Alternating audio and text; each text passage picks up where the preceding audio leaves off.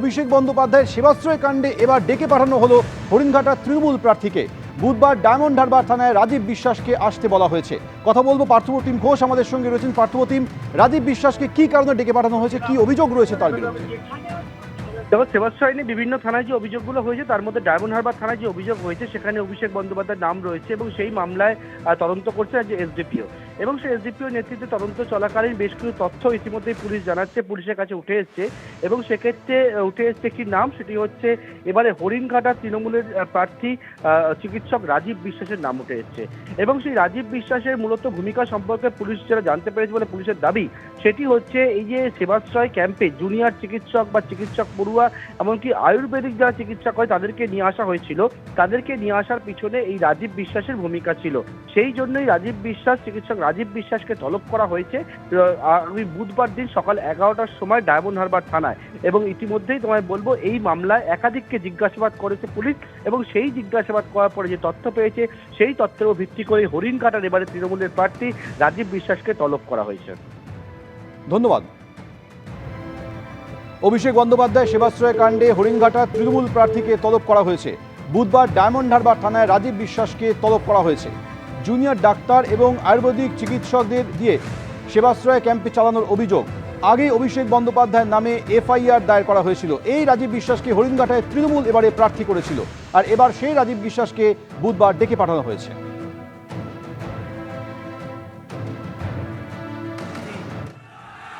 আমার দীর্ঘদিনের সতীর্থ সহকর্মী ডক্টর রাজীব বিশ্বাসকে ও চাকরি বাকরি সব ছেড়ে এসছে, মাসে লক্ষ লক্ষ টাকা আয় করতে পারত ডাক্তারি করে, সব কিছু ছেড়ে মানুষের সর্বক্ষণের কর্মী হিসেবে কাজ করার জন্য আপনাদের কাছে এসছে এই মাটির ছেলে হয়ে।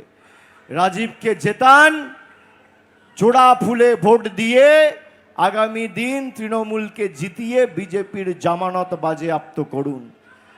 আর 4 তারিখ ভোট বাক্স যখন খুলবে এমনভাবে জবাব দেবেন অসীম সরকাররা যেন চোখে পদ্ম ফুলের জায়গায় সর্ষে ফুল দেখে। ভবানী ভবনে অভিষেক বন্দ্যোপাধ্যায়ের পিএকে ম্যারাথন জিজ্ঞাসাবাদ সিআইডির। শালবনী জমি দুর্নীতি মামলায় সুমিত রায়কে 8 ঘন্টা ধরে জিজ্ঞাসাবাদ করা হলো।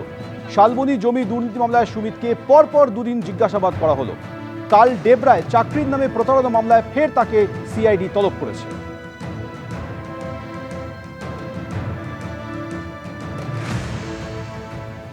অর্থাৎ প্রথম 2 দিন শালবনী দুর্নীতি মামলা এবং আগামীকাল ডেবরায় চাকরি দুর্নীতি মামলায় তাকে ডেকে পাঠানো হয়েছে। অর্থাৎ পরপর 3 দিন সিআইডির জিজ্ঞাসাবাদের মুখোমুখি সুমিত রায়।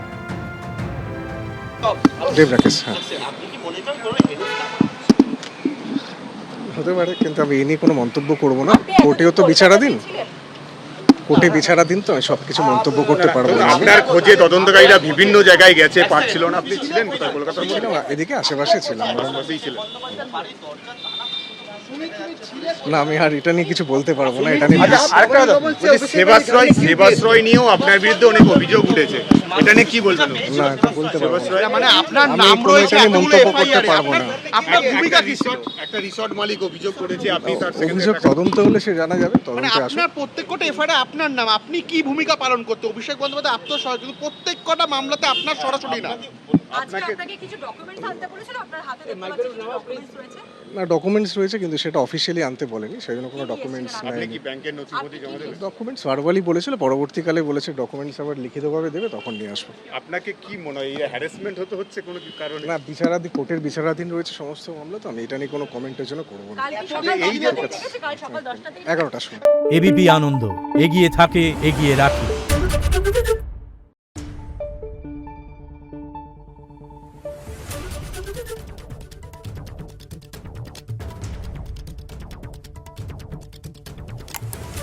Thank you.